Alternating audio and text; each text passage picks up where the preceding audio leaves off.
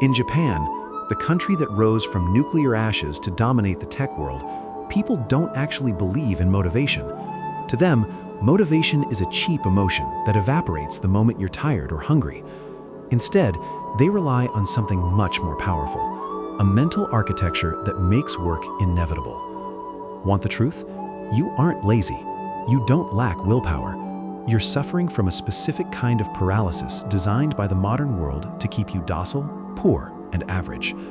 You kill your future self every time you say, just 5 more minutes.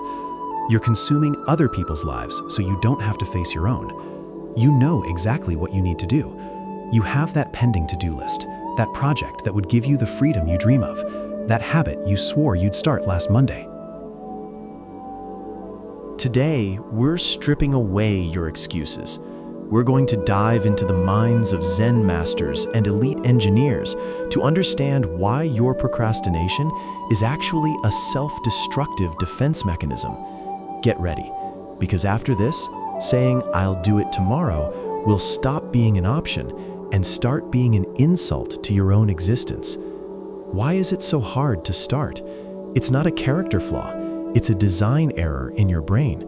You have a structure called the amygdala that detects threats. For your primitive brain, any task that is difficult, unfamiliar, or carries a risk of failure is interpreted as a predator.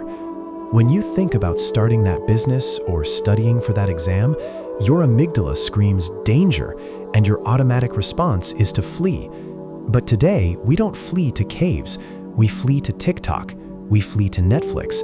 We flee to the fridge. Procrastination isn't a lack of time management, it's a lack of fear management. The problem is that every time you run away, you reinforce that neural pathway. You teach your brain that immediate relief is better than a long-term reward. You become addicted to cheap dopamine. You are literally training your mind to be a professional loser. In Japan, they understand you can't fight biology with more brute force. You have to trick it. You have to use stealth. That's where the first secret comes in, the art of constant, tiny improvements. Imagine you have to move a mountain.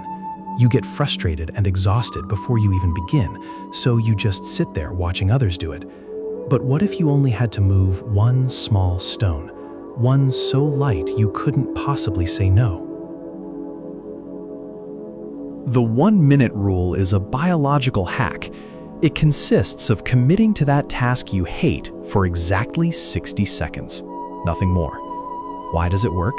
Because your amygdala doesn't see 1 minute as a threat. It's too short to be scary. By saying, "I'll only do it for a minute," the fear disappears. And here's the trick. The hardest part of any task isn't the work itself. It's breaking the inertia of rest. Once you're in motion, the physics of the mind changes. An object in motion tends to stay in motion. The secret isn't that they work harder than you, it's that they've mastered the art of starting with friction. If you can't give 1 minute to your dreams, admit it, you're already dead. There is a feeling that haunts the Japanese mindset more than failure. The deep regret of wasting something that has a soul. Originally used for physical objects, this idea applies to life itself. Every hour you spend procrastinating isn't just lost time. It's a lack of respect for yourself and for the opportunities that others would give their lives to have. Do you feel the weight of who you could have been today if you had started a year ago? That is the pain of waste. Western culture tells you, don't beat yourself up, be kind to yourself. The Japanese mindset tells you, feel the burn of waste. Let it sting. Use that shame as fuel. Understand that your time is the only non-renewable resource you own. When you procrastinate, you're throwing gold into the sewer. This is the emotional alarm clock that reminds you that every second you give away to distraction is a piece of your own success you're losing. Do you know what's really stopping you? Your ego. You want to do it perfectly. You want your first attempt to be a masterpiece. And since you know it won't be, you don't start. Your perfectionism isn't a search for excellence. It's cowardice disguised as high standards. You're afraid to discover that perhaps you aren't as good as you imagine. In Japan, they practice the beginner's mind. An expert believes they know how the result should look and becomes paralyzed by expectation. A beginner only feels curiosity. To stop procrastinating, you have to give yourself permission to be mediocre and imperfect. You have to embrace the initial mess. A beginner's mind frees you from the pressure of results and allows you to play with the work. The path to mastery is paved with embarrassing failures. If you aren't willing to look like an idiot for the first few months, you'll never earn the right to be a master. Perfectionism is an anchor.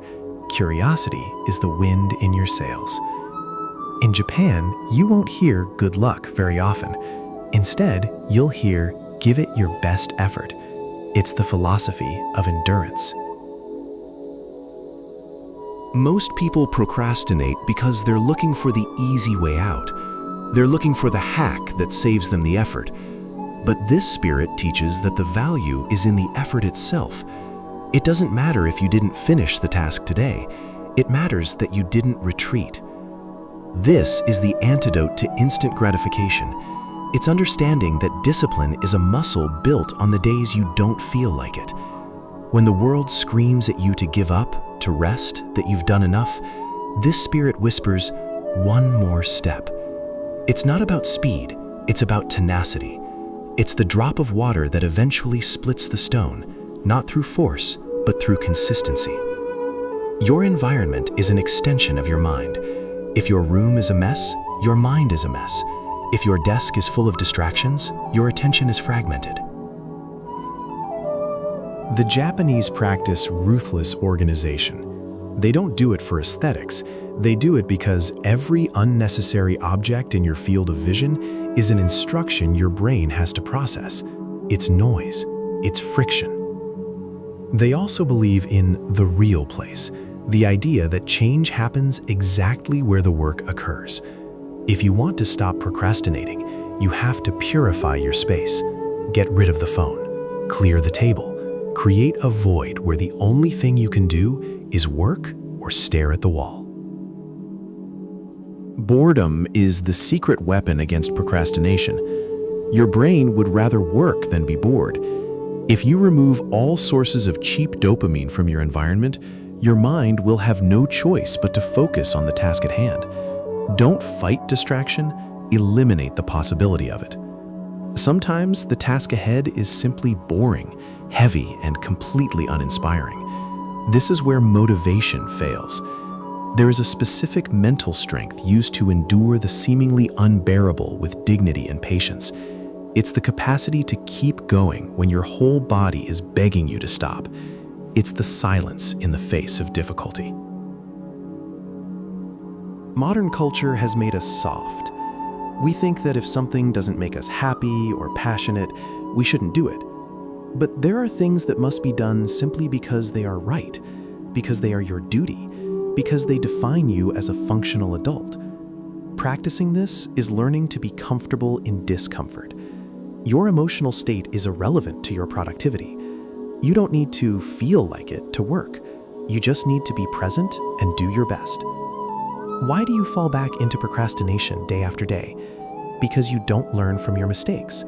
You end the day feeling guilty, you go to sleep, and tomorrow you repeat the same pattern. You need a moment of honest introspection. It's not about punishing yourself. It's about looking at the truth without blinking. At the end of each day, ask yourself, where did I fail today? Why did I get distracted? What emotion made me run away from the work? If you don't do this, you're a hamster on a wheel. Honest introspection is painful, but it's the only way to improve the system. Recognize your weaknesses, identify your distraction triggers, and design a plan for tomorrow that is just 1% better than today. Silent improvement is the result of relentless self-criticism. The time that passed while you read this is never coming back. You can close this tab and go on with your life. You can keep being that spectator who knows a lot about philosophy but has nothing to show for it in the real world.